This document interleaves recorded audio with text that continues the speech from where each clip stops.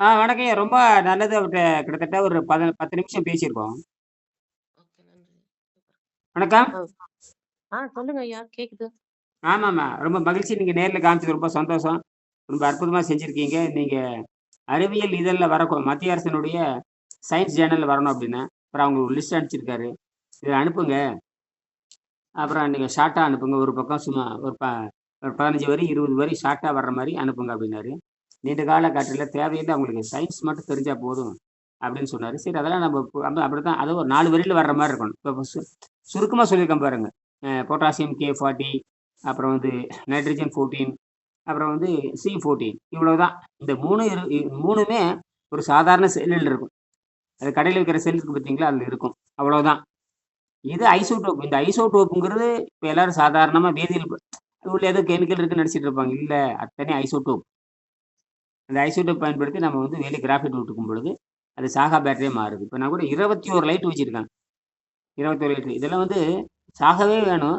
எந்த அளவுக்கு அதிகமா குடுக்குறோமோ, அந்த அளவு ரீசார்ஜ் ஆகுது. எடுத்த உடனே 250 மில்லி வோல்ட் ரீசார்ஜ் ஆகுதுங்கிறது தான் பெரிய விஷயம். இது வெற்றி அடையும். அவ்வளவுதான். அப்புறம் இந்த சயின்ஸ் அறிவியல் இதழ்ல எழுதணும். நான் கூட அறிவியல் பலகைன்னு ஒன்று இருக்குது. மத்திய அரசு இந்த விஞ்ஞான் பிரச்சார் பாரதின்னு ஒன்று இருக்கு. கிட்டத்தட்ட 6 மாசமா கடிதம் எழுதிட்டே இருக்காரு. ஒரு பதிலும் வரமாட்டேங்குது.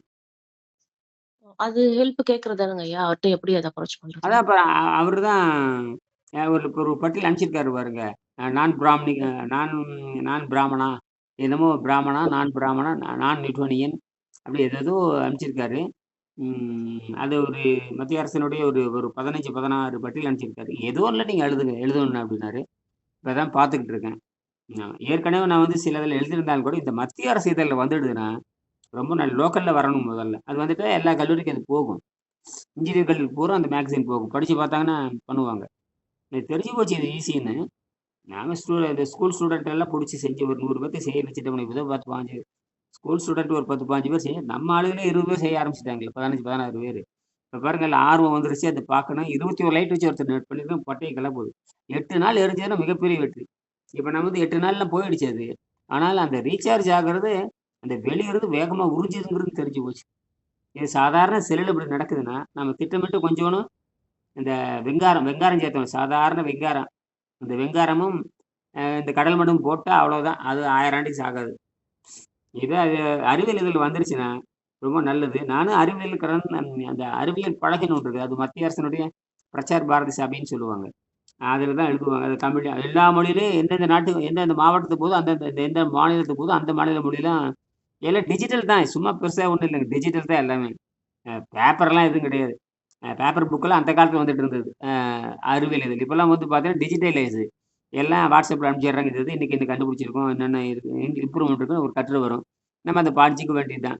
மற்றபடி செலவுலே இன்னைக்கு கம்மிங்க. அதுல ஒரு தடவ வந்துட்டா எல்லாரும் பார்ப்பானுங்க. எல்லாம் டிஜிட்டல் தானே. அதெல்லாம் ஒண்ணும் 10 பைசா செலவு கிடையாது. சரிங்களா? ஆனா, ம். அவன் உள்ள கொண்டு வரணும் அவன். அந்த எடிட்டர் வந்து உள்ள கொண்டு வரணும். இந்த எடிட்டர் கையில தான் இருக்கு எல்லாமே. ம். வணக்கம்.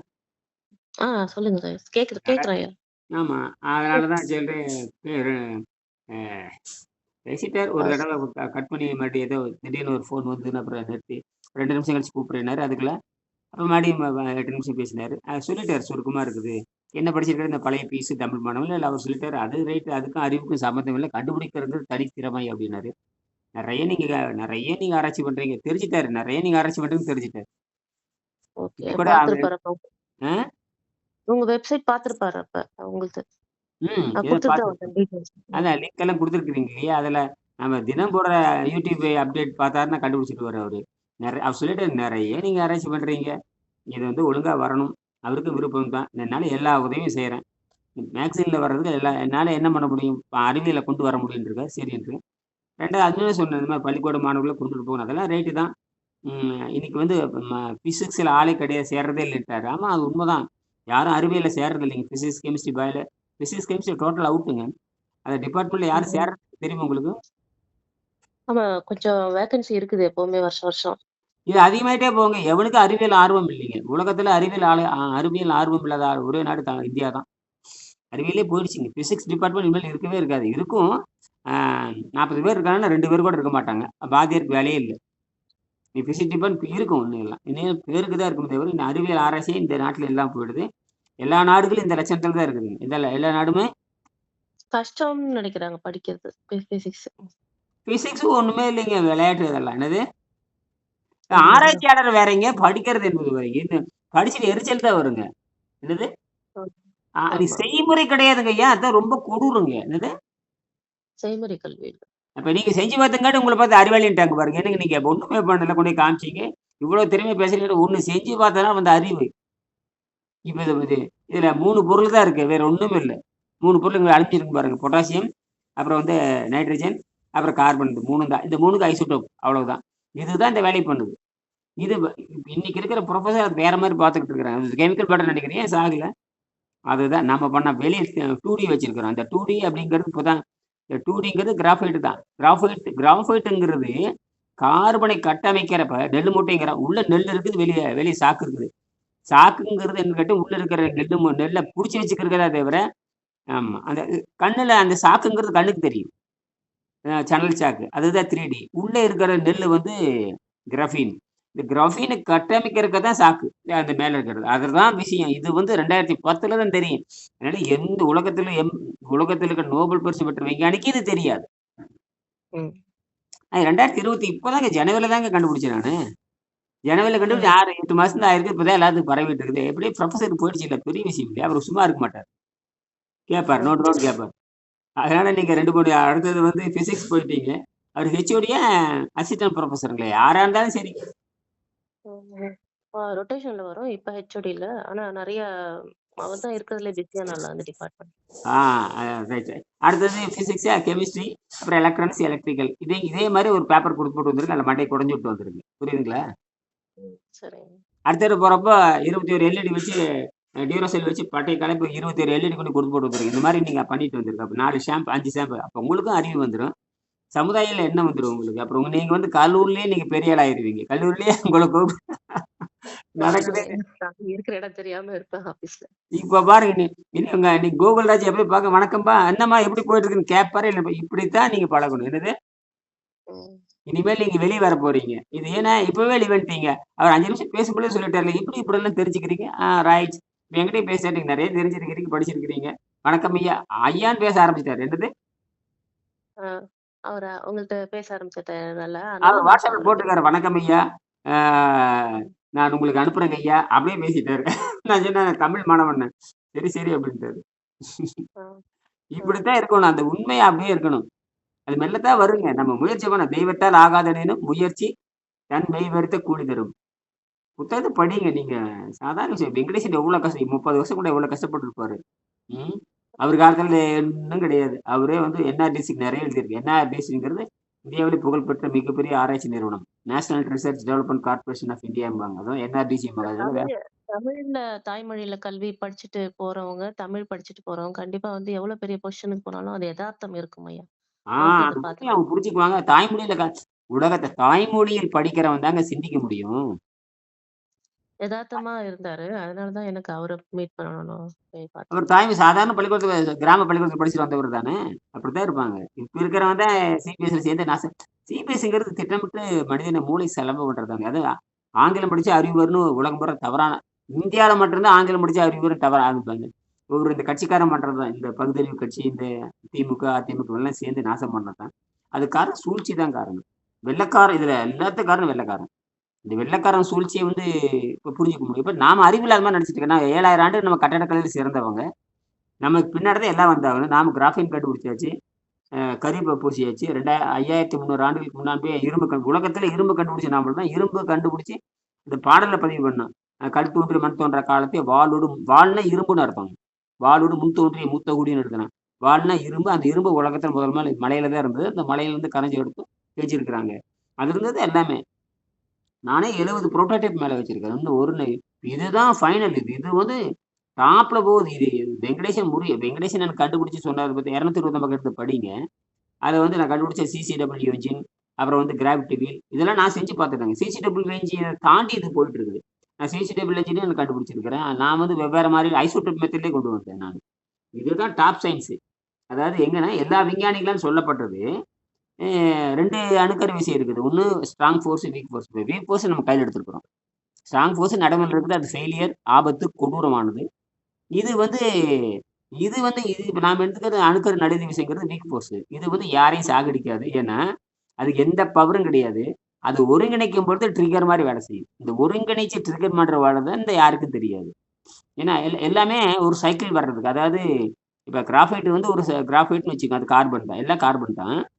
இந்த கிராஃபைட் கார்பன் ஒரு சைக்கிள் வர்றதுக்கே வந்து 6000 ஆண்டு ஆகும். அப்ப ஒரு சராசரியா நம்ம பயன்படுத்துற டைனமோ, அல்லது நம்ம டீசல் இன்ஜின் பெட்ரோல் போ ஓட்டுறோம். ஓட்டும் பொழுது சுத்துது இல்லையா? சுத்திட்டு கரண்ட் வருது. டீசல் இன்ஜின் ஜெனரேட்டர் வந்து உங்களுக்கு கல்லூரில இருக்கும்.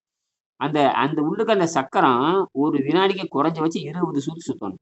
ஒரு வினாடிக்கு. அல்லது நிமிஷத்துக்கு 6000 ஆர்பிஎம் சொல்லுவாங்க. ரொட்டேஷன் பெர் மினிட்ன்னு சொல்லுவாங்க. அது 300 தடவ அதான் 3000 மினிமம் 3000 சுத்து சுத்தணும் அந்த மோட்டார். அதுல வந்து பார்த்தீங்கன்னா, அப்படி கணக்கு போட்டீங்கன்னா, வினாடிக்கு 50 சுத்து சுத்தணும். இது நல்லா புரிஞ்சுக்கணும். வினாடிக்கு 50 சுத்து சுத்துனா தான், அந்த ஜெனரேட்டர்லருந்து கரண்ட் வெளிய வரும்.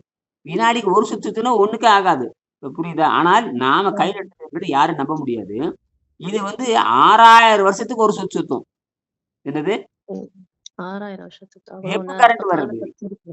இது அதாவது ஒரு வினாடிக்கு குறைஞ்சபட்சம் இப்ப இருக்கிற இந்தியால இருக்கிற ஜெனரேட்டர், உலகத்துல இருக்கிற எந்த ஜெனரேட்டர் இருந்தாலும் சரி, வினாடிக்கு 20 சுத்து சுத்தணும். 20 சுத்து சுத்தினா தான் கரண்ட் புரொடியூஸ் ஆகி வெளிய வரும்.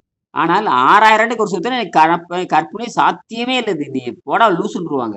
ஆனால் நாம பண்ணியிருக்கிறது எந்த விஞ்ஞானியாலும் ஜீரணித்துக் முடியாது. ஏன்னா ஐசோடோப்ன்னு சொன்னாவே நம்பிருவாங்க.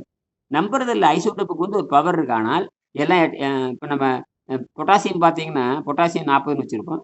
அது பார்த்தீங்கன்னா 15 அது வந்து மின்சாரம். மின்சாரம்னா எப்படின்னு நெனைக்கிற மாரி ஏதோ அது மேல பொட்டாசியத்துக்கு மேல வச்சா லைட் எரிஞ்சுரும். அது முட்டாள்தனம். ஒண்ணும் நடக்காது. அத வந்து வாயில போட்டு தின்னாலும் வாழைப்பழம் திங்கிற மாரி தான். வாழைப்பழத்திலே பொட்டாசியம் இருக்குது. அத எடுத்து திங்கிறான்.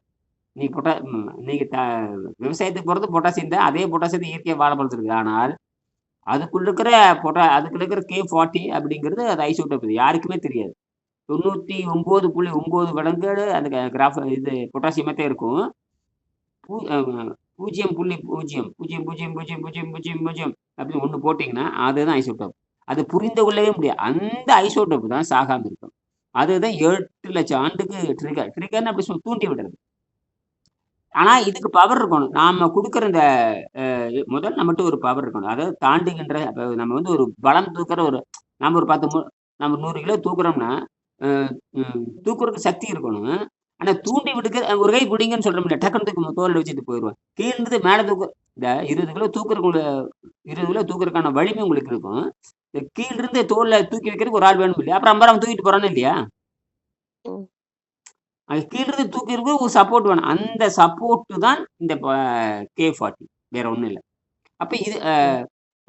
அதத்தான் தூண்டி விட்டு மேல உட்காந்துக்குது. அப்புறம் போட்டு போயிட்டே இருப்பான். அதுதான் இது.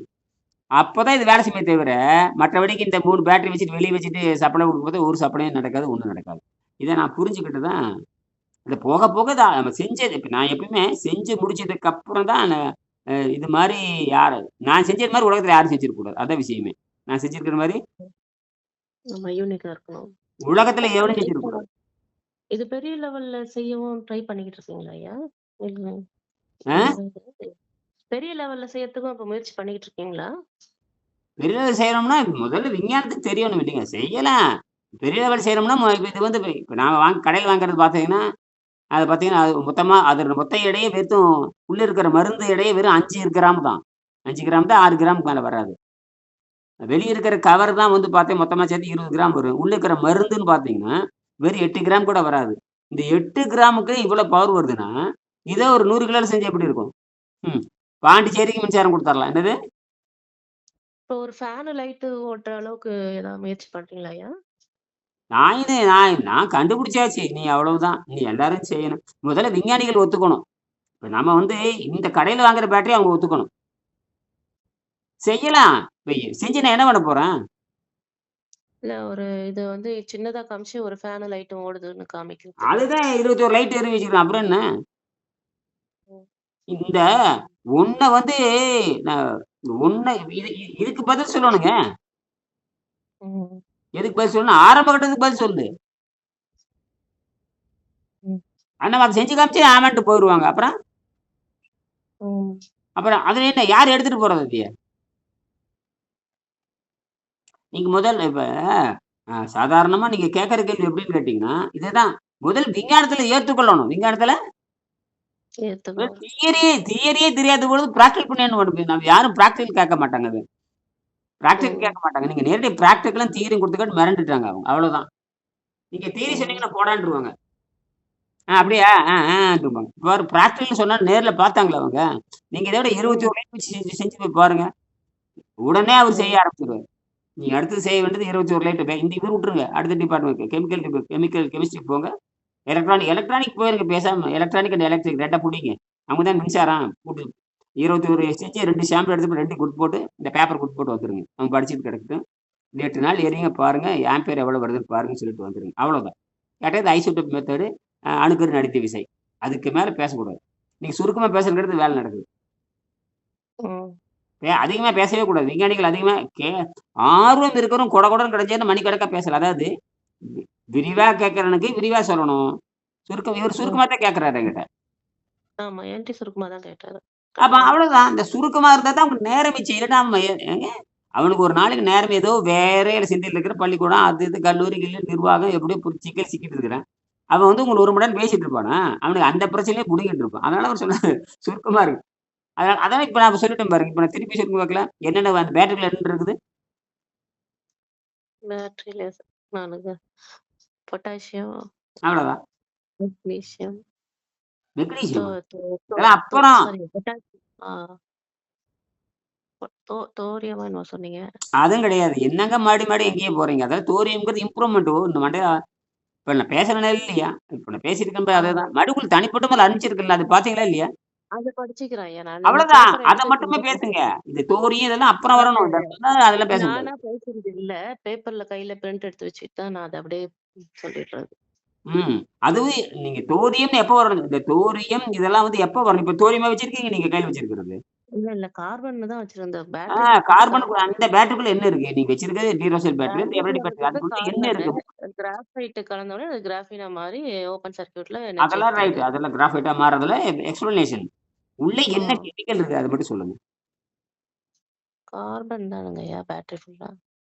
கார்பன்லாம் இருக்குது. உள்ள என்ன இருக்கு? கார்பன் அப்புறம் என்னென்ன இன்னும் வேற என்ன இருக்குது உள்ள? வெறும் கார்பன் மட்டும் தான் அது இருக்குது அதுக்குள்ள. ஒரு சாதாரண நீங்க வச்சிருக்கிற பேட்டரிக்குள்ள. கெமிக்கல் எனக்கு தெரியாது. சொல்லுங்கய்யா. இப்ப நீங்க சொல்லுங்க நான் கத்துக்கிறேன். தெரிஞ்சு மறந்துட்டேன். போச்சு போங்க. பொட்டாசியம். பொட்டாசியம் அதான் பொட்டாசியம். அப்புறம் நைட்ரஜன். பொட்டாசியம், நைட்ரஜன், அப்புறம் கார்பன். இந்த 3ம் தான் இது விட்றாதீங்க. இதுதான் பேசிக். பொட்டாசியம், நைட்ரஜன், கார்பன் இது 3ம் அதேங்க சேர்ந்து இருக்கு. அனுப்பிச்சிருக்கலாம். அத பார்த்து எங்களுக்கு திருப்பி கேள்வி வரணும். நீங்க அத ஓகே. அனுப்பிச்சிருக்கீங்க. அத பார்த்து இது என்னன்னு விளக்கம் கேட்க வேண்டாமா உடனே? பார்த்துட்டு அப்படியே விட்டுறதா? ஓகே. Potassium, nitrogen, carbon. ம். பொட்டாசியம் K14 எழுதியிருக்கேன். நைட்ரஜன் 14 நைட்ரஜன் 14 போட்டிருக்கேன். Carbon okay. C14 போட்டிருக்கேன். இதுதான் பேசிக். இதான் C14 உங்களுக்கு அனுப்பிச்சிருக்கனா இல்லையா? அது பார்த்துட்டு டிக் பண்றது உங்க வேலை. அது என்னன்னு கேட்கணும். கெமிக்கல் ஃபார்முலாலாம் எனக்கு இப்ப இனிமே தாங்கய்யா திருப்பி அதெல்லாம் நானும் இருந்துட்டு போதுங்க. குருட்டடி அடிங்கங்கிறேன். என்னது? சரிங்க. பொட்டாசியம், என்ன பெரிய நைட்ரஜன், பேருங்க இப்ப இந்த கார்பன். Chemical formula. நாம என்ன கண்டுபிடிச்சிருக்கோமோ, இப்போ நம்ம எனக்கு இது தவிர எத கேட்டாலும் சொல்ல மாட்டேன் நானு. எனக்கு தேவையில்ல அது. என்னது? ம். எது தேவையோ அத மட்டும் ஞாபகம் வச்சுக்கிறேன். எனக்கு எனக்கு ஹைட்ரோகுளோரிக் ஆசிட் தெரியுமா? ஆ அப்ப ஐயோ! அதுக்கு இதுக்கு எனக்கு என்னைய சம்மந்தம்? நான் எடுத்துக்கொண்ட ஆராய்ச்சியில என்ன தேவை? ஐயா உங்களுடைய இதுல கீழ வந்து எழில் ஏதோ ஒரு எம்எஸ் ஸ்டூடெண்ட்டோட நேம் அவங்க எல்லாம் தான் இந்த பொதுதான் டீம்ல லண்டன்ல இருந்தாங்க. படிச்சுட்டு இருக்காங்க.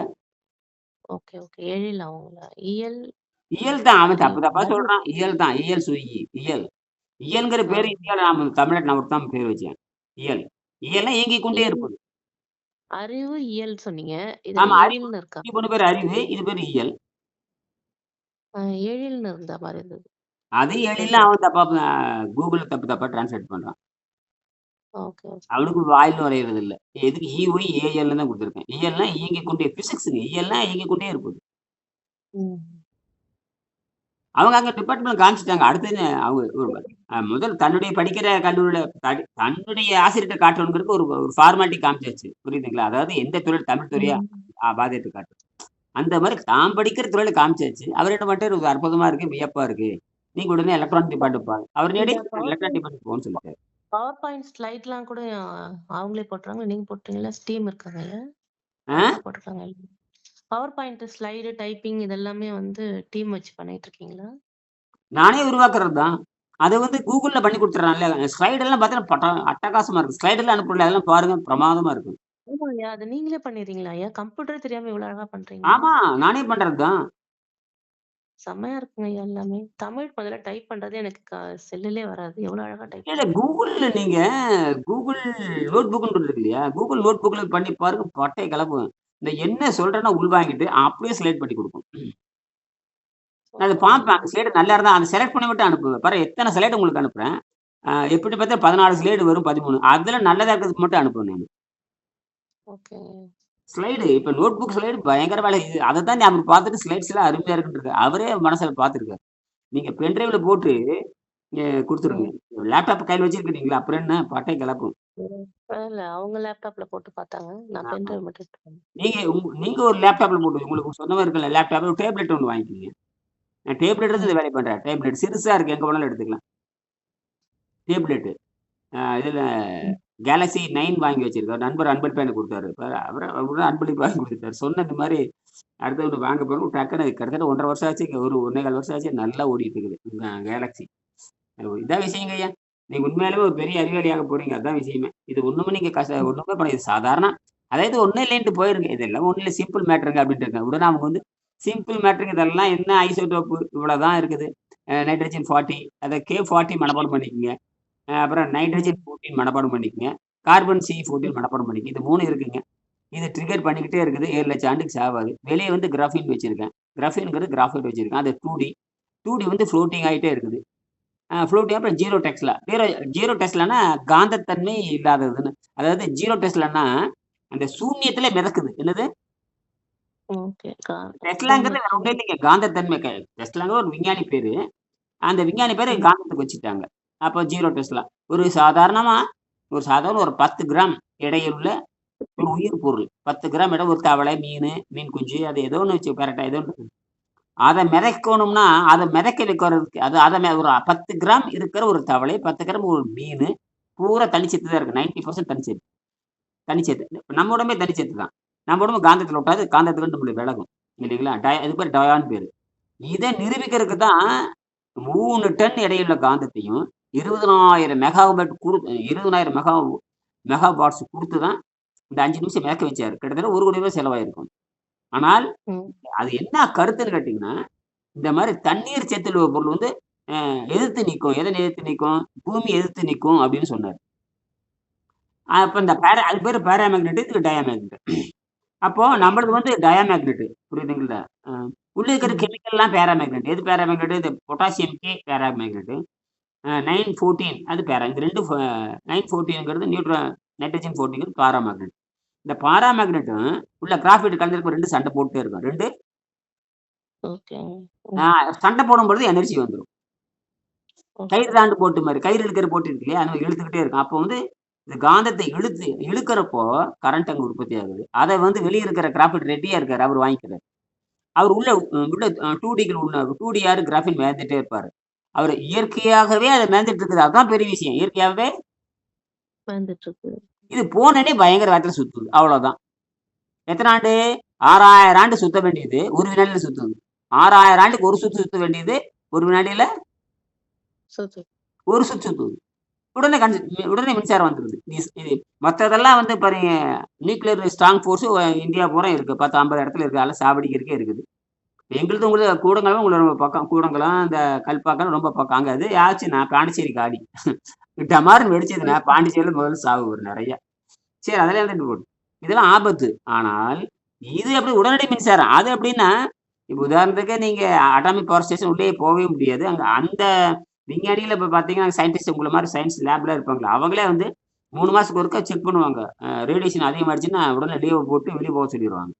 1 மாசம் ம். அவங்களுக்கு மெடிக்கல் லீவ் போட்டு அந்த உள்ள இருக்க ரேடியேஷன குறைச்சிட்டு தான் வர சொல்லுவாங்க. அந்த மாரி இருக்கு. உள்ள ரொம்ப ஆபத்தானதுங்கய்யா. யாரும் உள்ளயே போ முடியாது.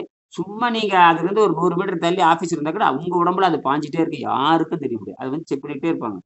ரொம்ப ஆபத்தானது. ம். அதுல வேலைக்கு செய்றவன்லாம் ஆயுளே குறைஞ்சிருக்கும். வேலை செய்றவனுக்கு ஆயுளே குறைஞ்சா போகும். எவன் அ அட்டாமிக் பவர் ஸ்டேஷன்ல வேலை செய்றானோ, அவனுக்கு ஆயுளே குறைஞ்சிரும். புற்றுநோய் வந்துருங்க. என்னது? ம். அவனுக்கே தெரியாதுங்க. ரிட்டயர்மென்ட் வரப்ப புற்றுநோய் வந்துரும். எது வர்றப்போ? ரிட்டயர்மென்ட். செத்தான் அவன்.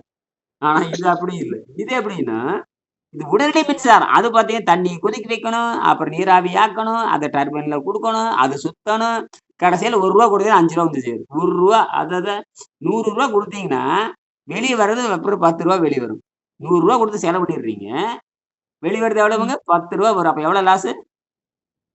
90. ரூ. 90 நட்டா இப்படித்தான் இவனுக்கு கண்டுபிடிச்சு இந்த லட்சணம் இவன் தான் கண்டுபிடிச்சிருக்கானுங்க. யாரு? உழைப்பு. அமெரிக்காக்காரன் அ அதுல உழைப்பு மேன் பவர் வேற வேஸ்ட் ஆகுது. அத்தனை வீண்ங்க. அத்தனை இயற்கை காலம் தாழ்த்தி தான் வந்திருக்கு. இயற்கைக்கு தெரியும் மனுஷன் சாகப்படக்கூடாதுங்கிறதுக்காக தான் இத பண்ணியிருக்குது. அவ்வளவுதான் இது ஒண்ணும் இல்லைங்க. வேற ஒண்ணும் இல்ல. நீங்க தைரியமா பேசுங்க மறுபடியும் பேசுறேன். பட் 7 மணிக்கு பொதுல ம். கூப்பிடுறேன் நன்றி. நானு. அது சும்மா மருத்துவம் பேசுவோம். நன்றி.